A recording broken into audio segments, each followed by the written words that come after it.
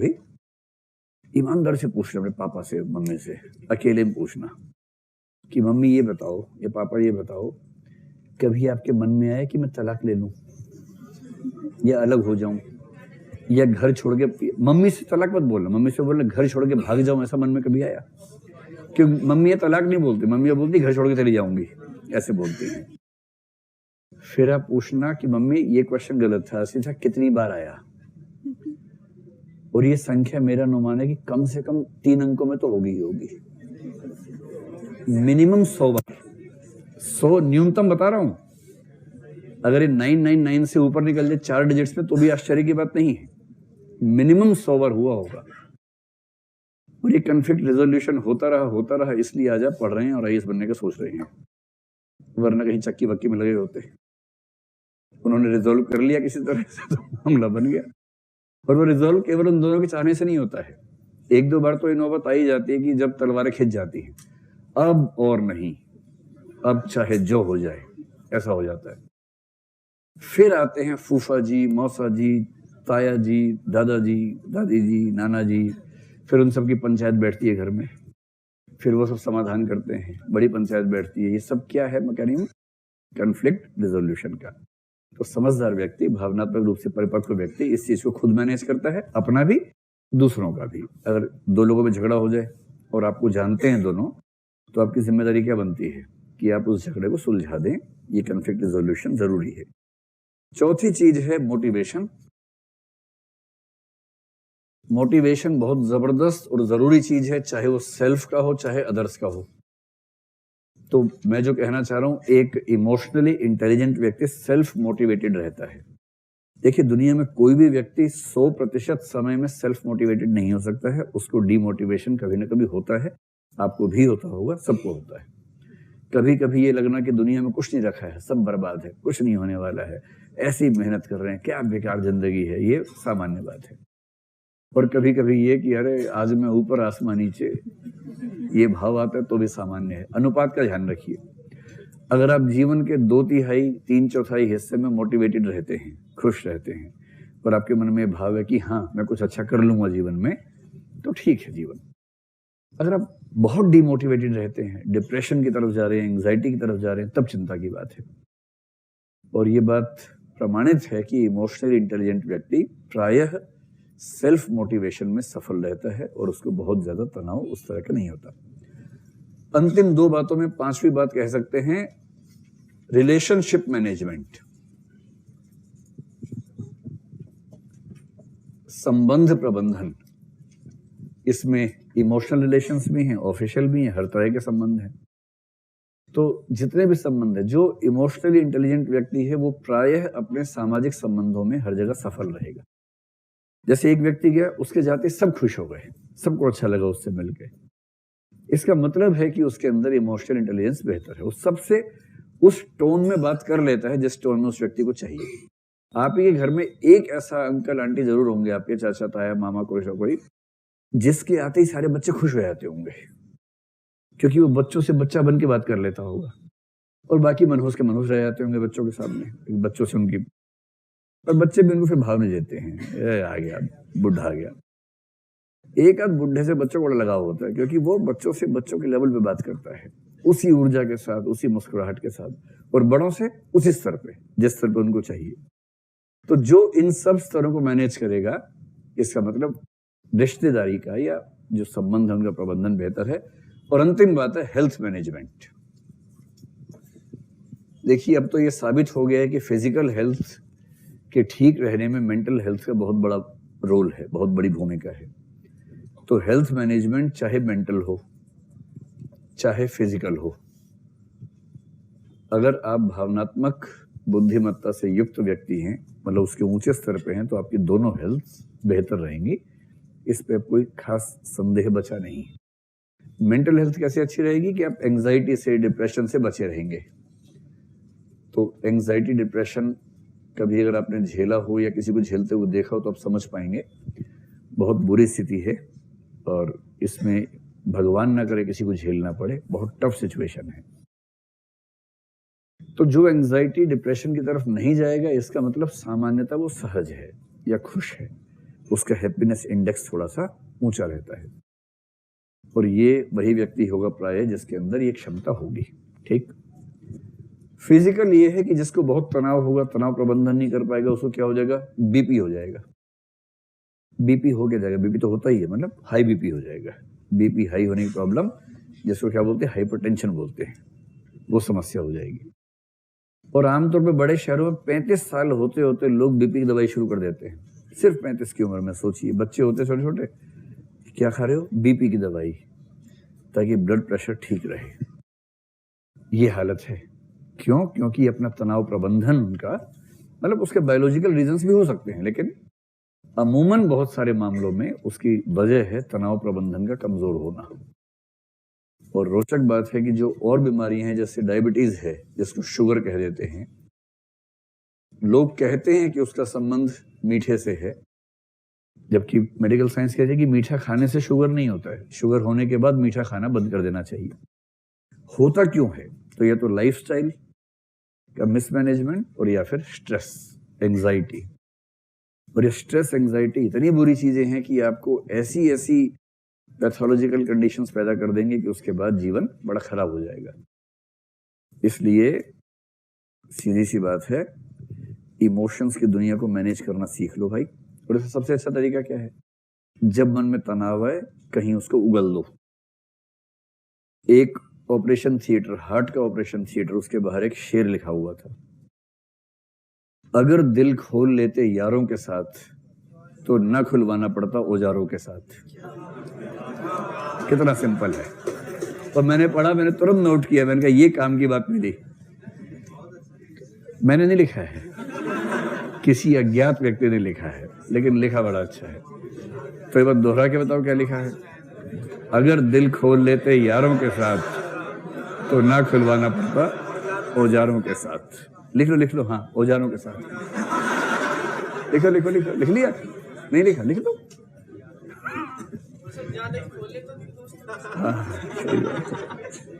चलिए, ये 6 फायदे हमेशा ध्यान रखिए। जब भी फायदे पूछें और कुछ याद रहे ना रहे, इन 6 को बेस बनाइए, अपना उत्तर लिखिए। तो पहली बात हुई EI के बेनिफिट्स। जी जी बोलिए, उठ के बोलो।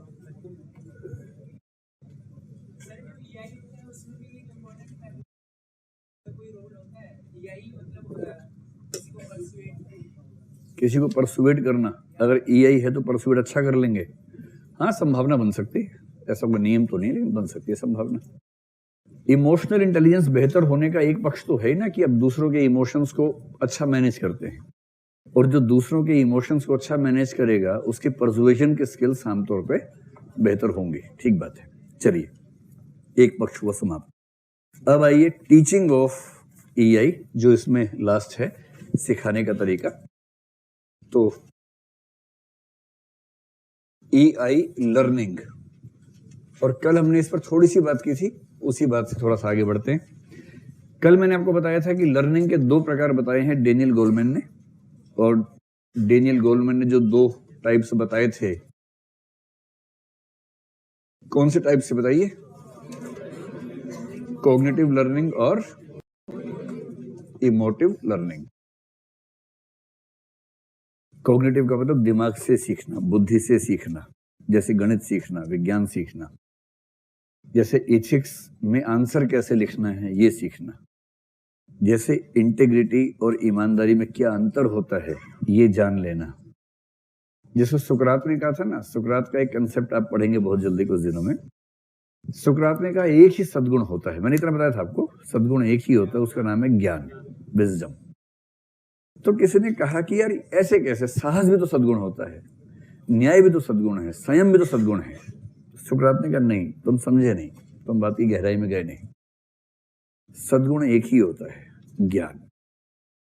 पर ज्ञान का मतलब नॉलेज नहीं है, ज्ञान का मतलब विजडम है।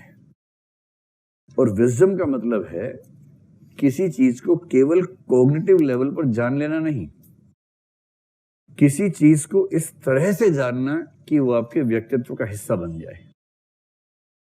और ज्ञान का मतलब एक ही है, कर्तव्य और अकर्तव्य का ज्ञान। कर्तव्य का मतलब मुझे क्या करना चाहिए, अकर्तव्य यानी मुझे क्या नहीं करना चाहिए। जिस व्यक्ति को इस बात का ठीक से ज्ञान हो जाए कि मुझे क्या करना चाहिए और क्या नहीं करना चाहिए, तो वो न्याय भी करेगा, साहस भी दिखाएगा, संयम भी अपने आप कर लेगा, क्योंकि उसको बेसिक चीज का आइडिया है क्या करने योग्य है और क्या करने योग्य नहीं है। तो जैसे सुकरात के सद्गुण हैं, अब सद्गुण के नोट्स अगर मैं लिखवा दूं आपको एक पेज के 200 शब्दों में, सद्गुण क्या होता है, उसके प्रकार कौन से, नोट्स आपने बना लिए, याद कर लिए, और बहुत बढ़िया चित्र बना के आप लिखते भी हैं, अच्छा नंबर अच्छे आते हैं। क्या सद्गुण के प्रश्न में अच्छे नंबर लाने में और सद्गुणी हो जाने में कोई लिंक है? या इनमें घोर अंतर विरोध हो सकता है? घोर विरोध हो सकता है। ठीक वैसे कॉग्निटिव लर्निंग के तौर पर यह जान लेने में कि हम अपना व्यक्तित्व अच्छा कैसे बना सकते हैं और उसको बनाने में जमीन आसमान का अंतर है, और इसलिए उसने कहा कॉग्निटिव लर्निंग से इमोशनल इंटेलिजेंस नहीं सीखी जा सकती, उसको सीखने के लिए कौन सी लर्निंग चाहिए? इमोटिव लर्निंग चाहिए। और इसका मतलब लंबे अभ्यास से, बार बार ऐसा करके।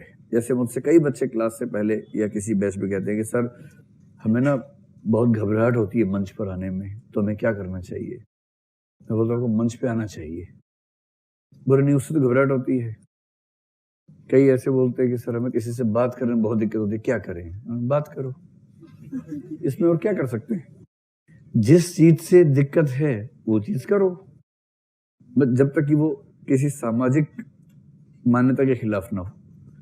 मतलब आप ये ऐसा कुछ नहीं कर सकते जो किसी और के अधिकार के खिलाफ हो, लेकिन आपके अधिकारों की सीमाओं में रहते हुए यदि किसी चीज का भय है तो उसको दूर करने का एक ही तरीका है, वो काम कीजिए बार बार। जब 10 बार कर लेंगे, 20 बार कर लेंगे तो भय खत्म हो जाएगा, सिंपल। लेकिन अगर आप किताब पढ़ें how to win the stage fear, notes बना लिए, उससे धेले भर का कुछ नहीं होने वाला है। अगर आपको शादी ब्याह में डांस करने से डर लगता है तो क्या करना है? डांस करना है। शादी ढूंढ ढूंढ के डांस करना है, बुलाए चाहे कोई ना बुलाए। उस शादी में जाके बोलना देखिए आपने बुलाया नहीं, मैं जानता हूँ, मैं कुछ खाऊंगा नहीं, खाली डांस करने आया हूँ, मुझे डांस करने का बहुत शौक है, क्या मैं डांस कर सकता हूँ? तो आराम से 4 पैर हाथ पैर हिलाओ और वहां से भाग लो, क्या दिक्कत है? अगर 20-50 बार ऐसा कर लिया तो उसके बाद दुनिया की हर शादी आपकी शादी है, फिर क्या दिक्कत है? मतलब आपके परिवार की शादी है, आप वहां जाके डांस कर सकते हैं। उसके बाद यही तरीका है ना, नोट्स पढ़ के ऐसे काम चलेगा। चलिए, अब ये है कि अगर सिखाना हो, एक तो है कि बच्चों को सिखाना हो तो क्या करें? बच्चों का मतलब छोटे बच्चे, यूपीएससी वाले बच्चे बच्चे नहीं होते हैं, छोटे बच्चे, जब वो सच में बच्चे थे उस समय। और तीसरी बात है कि अगर बड़ों को सिखाना हो तो क्या करें? तो जब भी कोई आपसे पूछे बच्चों को सिखाना है तो कैसे सिखाएं, तो इसमें सिंपल एक तरीका अपना लीजिए। डेनियल गोलमैन ने इस संबंध में खूब प्रयोग किए हैं, उन प्रयोगों का जिक्र आपके नोट्स में थोड़ा बहुत है। एक संस्था है डेनियल गोलमैन की जिसका नाम है CREIO, इसकी फुल फॉर्म भी आपके नोट्स में कहीं ना कहीं होगी, consortium for research on emotional intelligence in organisations. इसको नोट कर लीजिए। इसका नाम तो अपने उत्तर में लिख के आना ही आना है, चाहे जो हो जाए, है ना? CREIO, consortium. कंसोर्टियम क्या चीज होती है? कंसोर्टियम होता है एक बड़ा समूह, लूज सा समूह, बड़ा समूह जो बन जाए उसको बोलते हैं consortium. Consortium for research on emotional intelligence in organisations. ठीक है, इसका नाम अपने उत्तर में चाहे मौका मिले चाहे ना मिले लिख के आना ही आना है कि डेनियल गोलमैन ने इस कंसोर्टियम के माध्यम से खूब रिसर्च किया और अमेरिका के बहुत सारे विश्वविद्यालय उसके साथ जुड़े हुए हैं इस रिसर्च के प्लेटफॉर्म पर। इस क्रियो ने या क्रायो ने इसने क्या किया कि एक प्रयोग किया जिसको बोलते हैं SEL, social and emotive learning. और SEL एक करिकुलम है, एक पाठ्यक्रम है जो अमेरिका के बहुत सारे प्रांतों के बहुत सारे स्कूल्स में सिखाया जाता है। आपको पता है कि अमेरिका एक फेडरेशन वाला मामला है और फेडरल, वो भी वैसा फेडरल जो पहले कन्फेडरेशन था, अब फेडरेशन हुआ बाद में। तो फेडरेशन वाली कंट्रीज में पता है कि राज्यों के अधिकार ज्यादा होते हैं, तो वहां की शिक्षा नीति राज्यों के हाथ में रहती है, केंद्र की बहुत चलती है नहीं वहां पर। वहां केंद्र की अब चलने लगी है, वरना पहले कोई पूछता था नहीं केंद्र को ज्यादा। अब तो क्योंकि दुनिया गांव बन गई तो अंतर्राष्ट्रीय संबंध केंद्र में आ गए, तो राष्ट्रपति की ताकत हो गई, सेंटर की ताकत हो गई, वरना तो वहां राज्य की शक्तियां सारी की सारी हैं। तो वहां कुछ भी एजुकेशन पॉलिसी में करना हो तो राज्यों से बहुत पूछना पड़ता है। जैसे भारत में ही पूछते हैं, पर भारत में फिर भी आपको पता है कि संवर्धित सूची में कोई चीज होती है तो केंद्र चाहे तो राज्यों को मतलब भगा सकता है, वहां ऐसा नहीं है। तो इस कंसोर्टियम ने विभिन्न राज्यों की सरकारों से बात की, बहुत सारे राज्यों ने इनकी बात को सुना, समझा और अपने अपने स्कूलों में एक करिकुलम इंट्रोड्यूस किया, एक पाठ्यक्रम शुरू किया जिसको बोलते हैं सोशल एंड इमोटिव लर्निंग, सामाजिक एवं भावनात्मक शिक्षा। ये क्या है? ये बच्चों में इमोशनल इंटेलिजेंस को डेवलप करने का एक मैकेनिज्म है। और इनका मानना है कि अगर बचपन से ध्यान देंगे तो जैसे मैथ सिखाते हो, साइंस सिखाते हो, भाषा सिखाते हो, ये भी सिखाओ और जीवन में ये चीज ज्यादा काम आती है तो इसको ज्यादा सिखाना चाहिए। तो कैसे सिखाएं? तो इन्होंने एक मोटा मोटा जो प्रयोग किया हुआ है, जो प्राइमरी क्लासेस हैं, जो सेकेंडरी क्लासेस हैं और जो हायर क्लासेस हैं। प्राइमरी क्लासेस में केवल इमोशनल परसेप्शन, इसका मतलब दूसरे व्यक्तियों को देखकर ये समझने का प्रयास कि इनके मन में क्या चल रहा है, इमोशंस को पहचानना। क्योंकि बच्चों को ये समझाना बहुत जरूरी है, बच्चे सॉफ्ट टारगेट्स होते हैं। तो यदि बच्चों को ये सिखा दिया जाए कि अगर किसी अंकल का चेहरा ऐसा बने, किसी आंटी का चेहरा ऐसा बने तो उसका ये मतलब होता है, तो वहां के टीचर जो होते हैं वो ऐसे चेहरे बना बना के दिखाते हैं क्लास में बच्चों के सामने। छोटे बच्चों के टीचर जो होते हैं उनको हर काम नौटंकी सहित सारे काम करने पड़ते हैं, बड़ा आसान नहीं होता। छोटे बच्चों के टीचर्स को क्या क्या हरकतें करनी पड़ती है, मतलब अगर वो क्लासरूम ना हो, सर्कस हो तो उनका काम चल सकता है ठीक से वहां, लेकिन वो क्लासरूम में हर काम करते हैं। तो तरह तरह के चेहरे बनाते हैं। कोई फिल्म दिखा दी बच्चों को, उस फिल्म में एक चेहरा है, बाहर रोक के दिखाया कि ये चेहरा देखो, पहचानो, इसके मन में क्या आ रहा है इस टाइम। फिर बच्चे चिल्ला के बोलेंगे मैम इसको गुस्सा आ रहा है, मैम इसको नफरत का भाव आ रहा है, ये सब बताएंगे। इससे क्या हुआ कि छोटे बच्चों को कम से कम ये समझ में आने लगा कि कैसा चेहरा देख के क्या अनुमान करना है कि इसके मन में क्या चल रहा है। इससे बच्चों की सेफ्टी पहले से बेहतर हो जाती है। सेकेंडरी क्लासेस में सिखानी है एम्पैथी, क्योंकि एम्पैथी 9 साल से छोटा बच्चा सीख भी नहीं सकता। 9 साल तक के बच्चे से एम्पैथी की उम्मीद करना मतलब अजीब सी उम्मीद है।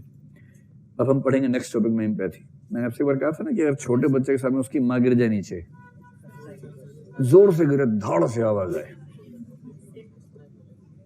तो बच्चा क्या करेगा? ठहाका मार के हंसेगा। तो जो बच्चे की हंसी नहीं होती, कभी कभी अनियंत्रित हंसी होती है, जो एकदम मुक्त भाव वाली हंसी होती है, वैसी हंसी हंसेगा। और अगर सड़क पे गिरी है, आसपास 100 लोग देख भी रहे हैं, तो तमाशा जो बनते बनते रह सकता था वो पूरा तमाशा बच्चा बना के मानेगा, इतना ठहाके से हंसेगा। और तब माँ का संचित क्रोध उस बच्चे पे आएगा, पिछले कई दिनों का जो बैलेंस था इकट्ठा। पहले उसको 3 झापड़ मारे कस के कि तेरी माँ नीचे गिरी है, जब से पैदा हुआ कद्दू कहीं का, तेरा पूरा ध्यान में रखती हूँ, भोजन से लेकर हर व्यवस्था मैं करती हूँ, और उसके बाद जरा भी दया नहीं आती तुझे, ऐसे करके। उस बेचारी को नहीं पता कि उस दया सच में नहीं आती है, अभी 9 साल का नहीं हुआ है। 7 से 9 साल के पहले किसी के बच्चे को दया आ रही हो ना, तो पेरेंट्स पे दया आनी चाहिए उसके बाद। वो हामिद, कौन है हामिद? कोई होगा तो मतलब गलत हो जाता है, नहीं होना चाहिए, वो बुरी बात है। अगर कोई छोटा सा बच्चा आपको दया, करुणा, परोपकार करता हुआ देखे तो इसका मतलब है कि चीज ठीक नहीं है, इस बच्चे का बचपन ठीक नहीं है। बच्चे वैसे ही होने चाहिए जैसे बच्चे होते हैं, ठीक है। जब बच्चा और बड़ा हो जाए, एम्पैथी का मतलब वो दूसरों का दर्द, पीड़ा, बेचैनी, परेशानी समझने लगे, थोड़ा महसूस करने लगे, वो सेकेंडरी लेवल पे हो जाना चाहिए। तो इसमें क्या करते हैं, बच्चों को ऐसे समूहों से मिलवाते हैं जो पीड़ित हैं, वंचित हैं, परेशान हैं।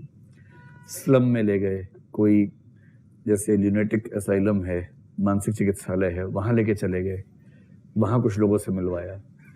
कुछ ऑर्फनेज है, अनाथालय है, वहां बच्चों को लेके गए, उनसे मिलवाया। तो जब डिप्राइव्ड सेक्शंस के लोगों से, वंचित वर्गों के बच्चों से, व्यक्तियों से जब मिलते हैं बार बार, तो धीरे धीरे उनके मन में एम्पैथी की स्थिति पैदा होती है, और ये बहुत अच्छी स्किल है। एक एम्पैथी वाला आदमी जनरली नैतिक रहेगा जीवन में, ये विश्वास करना चाहिए। हायर स्टडीज में उनको सिखाते हैं सेल्फ रेगुलेशन, और सेल्फ रेगुलेशन का मतलब है अगर मन में गुस्सा आ रहा है उसे कैसे पी जाना है, कैसे ठहाका मार के मैनेज कर लेना है। और इसमें सबसे अच्छा तरीका माना गया कि जब जब आपके मन में कोई इमोशन आए और आपको लगता है कि वो इमोशन ठीक नहीं है, सबसे आसान तरीका दुनिया माना गया है कि ठीक उस समय कोई फैसला या घोषणा नहीं करनी है। घोषणा भी एक फैसला ही होती है बेसिकली। भीष्म पितामह से ऐसी गलती हुई थी, अगर 1 घंटा होल्ड कर लेते अपने भावनाओं को ना, तो जीवन ठीक गुजरता उनका। तो कभी आपके जीवन में ऐसी स्थिति आए तो भीष्म पितामह मत बन जाना भाई। उस समय कोई अगर कहे ना कि प्रतिज्ञा करो, तुम कहना कि प्रतिज्ञा कल कर लेंगे, आज रुक जाओ, आज सोचने का टाइम था। जहां आपको सोचने का टाइम मिला आपके निर्णय चेंज हो जाएंगे। और इसलिए हाइपर इमोटिव स्टेट में, उच्च भावुकता वाली स्थिति में कोई निर्णय या घोषणा करने से रुक जाना, ये सबसे आसान तरीका है इमोशनल मैनेजमेंट का, और उच्च कक्षाओं में ये चीज सिखाई जाती है। स्पष्ट हुआ? तो स्कूलों में कैसे सिखाना है? SEL का जो मैकेनिज्म है उसे हम भारतीय तरीके से अनुकूल बना के भारत के स्कूलों में ला सकते हैं, और वो हमको सिखा देना चाहिए। सिंपल बात है।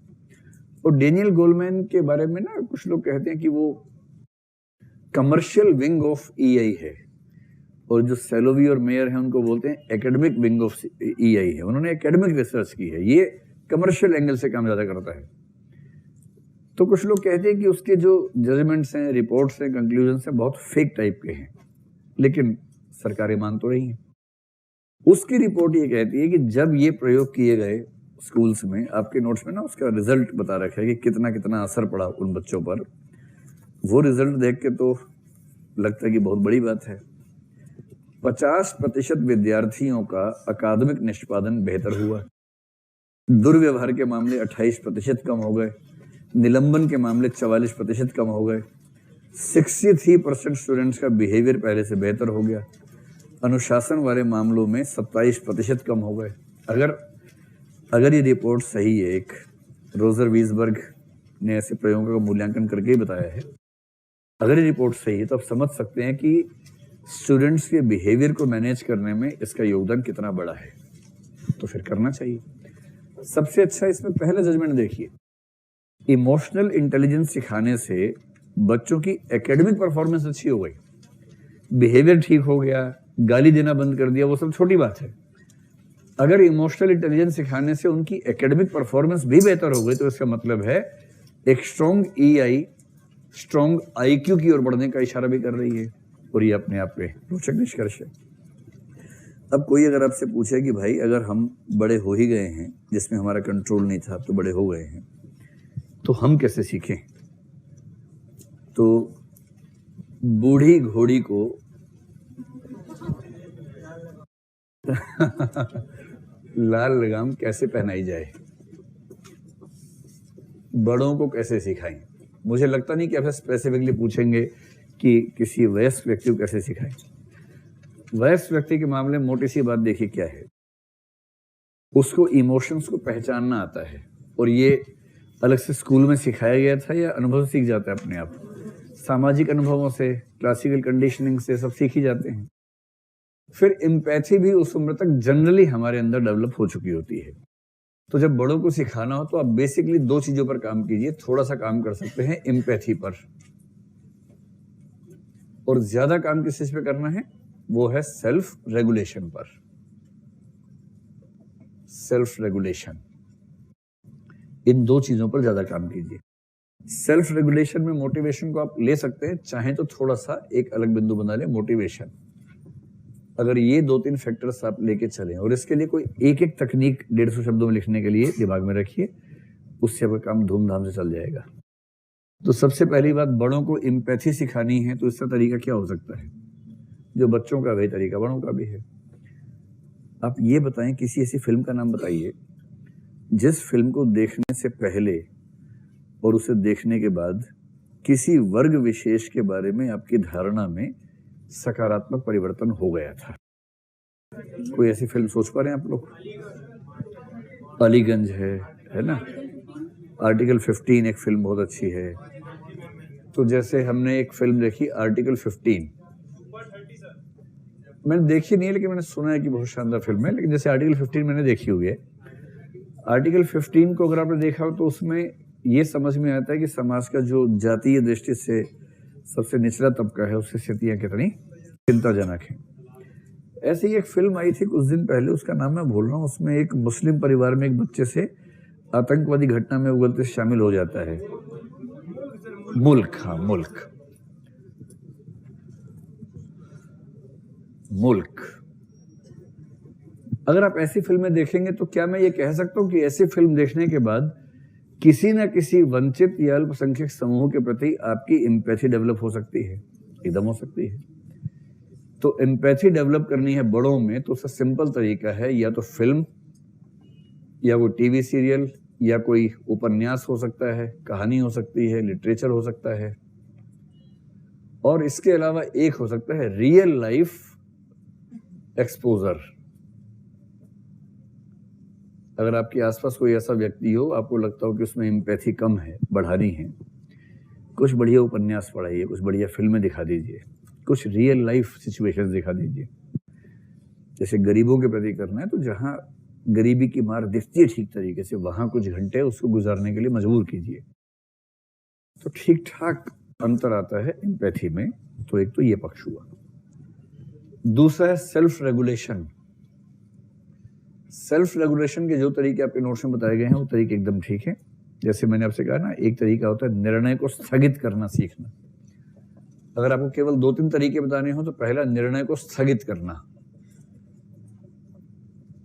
किसी ने कुछ कह दिया और आपके ना, आज तो फैसला होके रहेगा, छोड़ दे पप्पू, मुझे छोड़ दे, आज तो फैसला होके रहेगा। तो पप्पू ठीक कर रहा है, आपको रोक रहा है इस समय, तो उस समय रुक जाइए, और जब तक बहुत आवश्यक ना हो उस समय के लिए थोड़ा सा छोड़ दीजिए। तो निर्णय को स्थगित करना। एक होता है ध्यान भटकाना,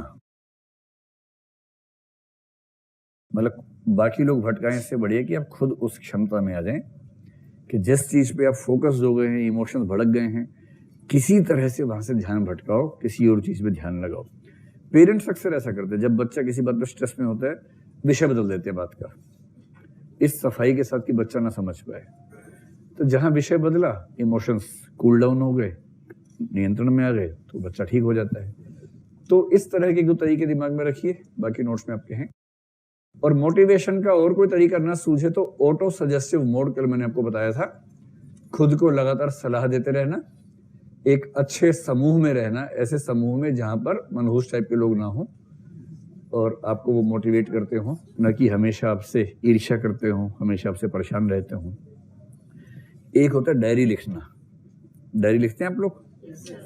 देखिए, मैंने सुना है कि हर महान व्यक्ति डायरी लिखता है, लेकिन हाँ, लेकिन इसका मतलब ये नहीं है कि डायरी लिखने वाला हर व्यक्ति महान होता है। लेकिन ये पक्का है कि जितने महान व्यक्ति हुए इतिहास में, उनमें से अधिकांश डायरी लिखते थे, क्योंकि कुछ तो लेखन कला से पहले पैदा हो गए थे, वो कैसे लिखेंगे डायरी। लेकिन हाँ, लेखन कला के बाद के अधिकांश लोग डायरी लिखते थे। डायरी कितने लोग लिखते हैं आप में से? वेरी गुड, जबरदस्त, बहुत बढ़िया। लेकिन असली बात है, डायरी में क्या लिखते हैं और कैसे लिखते हैं, असली बात ये है। डायरी लिखना तो एक, अगर आप डायरी लिखते हैं मतलब पहली शर्त आपने पार कर ली कि आप महान होने के रास्ते में पहली शर्त पार कर गए हैं। लेकिन बाकी भी तो शर्तें हैं। वो इस बात से तय होता है कि डायरी में आपने क्या लिखा। देखो, डायरी में 2-3 बातें हैं। पहला, सिर्फ अपने बारे में लिखा या अपने आप को एक सामाजिक, राजनीतिक, आर्थिक मनुष्य मान के लिखा। जो अपने आप को सिर्फ एक भावनात्मक और दैहिक मनुष्य मान के लिखेगा, उसकी डायरी में केवल ये रहेगा, आज उसने ऐसे बोल दिया, मुझे गुस्सा आ गया, मैंने इससे कहा, उसने मुझे जवाब नहीं दिया, मैंने उसको व्हाट्सएप किया, उसने सीन हो गया था, नीली लाइन आ गई थी पर जवाब नहीं आया, उसके बाद से मेरे फ्रस्ट्रेशन का लेवल बड़ा हाई हो गया, मैं कल इसको छोड़ूंगा नहीं, इसका खून पी जाऊंगा कम वक्त। एक तो ये डायरी होती है, इसमें 2 चीजें हैं, इमोशंस हैं और मैं और मेरे इमोशंस, बस। इसको डायरी लेखन नहीं, इसको बोलते हैं वोमिटिंग ऑफ इमोशंस।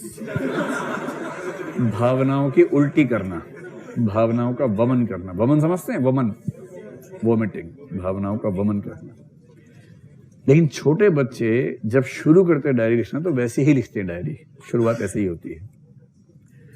और जो व्यक्ति खुद को तार्किक, सांस्कृतिक, सामाजिक, आर्थिक, राजनीतिक मनुष्य मान के लिखता है ना, उसकी डायरी अलग होती है। फिर वो आज की डायरी में ये भी बताएगा कि जब दिल्ली में कल एक फैक्ट्री में आग लगी तो ऐसी समस्याएं देश में क्यों हैं और इनका समाधान कैसे हो। और फिर साथ में लिखेगा कि आईएएस बनने के बाद हो सकता है मैं कम से कम अपने क्षेत्र में ऐसी स्थितियां कम कर सकूं, ये उपाय कर दूंगा। जब से ये घटना देखी है तब से नींद नहीं आ रही है, बेचैनी हो रही है, कैसे ठीक करूं। और दूसरा काम जो करेगा, ये तो हो गया कि जो चल रहा है दुनिया में उससे खुद को जोड़ के लिखेगा कि मैं भी तो उस दुनिया का हिस्सा हूं ना। और दूसरा वो क्या करेगा, डायरी का असली पर्पस है आत्म मूल्यांकन और आत्म परिष्करण, न कि आत्म वमन। आत्म मूल्यांकन का मतलब है कि खुद को जज करो, और खुद को जज करने का सबसे अच्छा तरीका है कि अपने दो हिस्से कर दो। कैसे करोगे दो हिस्से, है ना?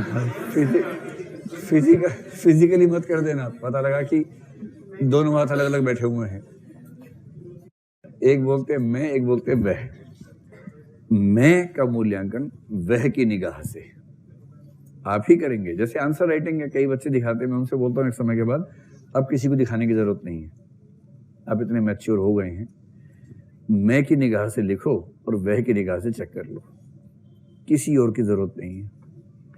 बस ये दो निगाह अपने अंदर ले आइए। आपने लिखा, अपने भाव से लिखा, फिर चेक करने बैठे तो ये भूल गए कि आपने लिखा है, और फिर उसकी कमी आपको साफ नजर आने शुरू हो जाएंगे। ऐसे ही आपने आज एक फैसला किया, मैं बन के फैसला किया, शाम को वह बन के बैठे कि फैसला ठीक है या गलत है। और जो गलतियां हैं उन्हें पूरी निर्मम ईमानदारी के साथ, क्रूअल ऑनेस्टी के साथ स्वीकार करना कि हाँ ये मेरी गलती है और ऐसी गलती हुई है।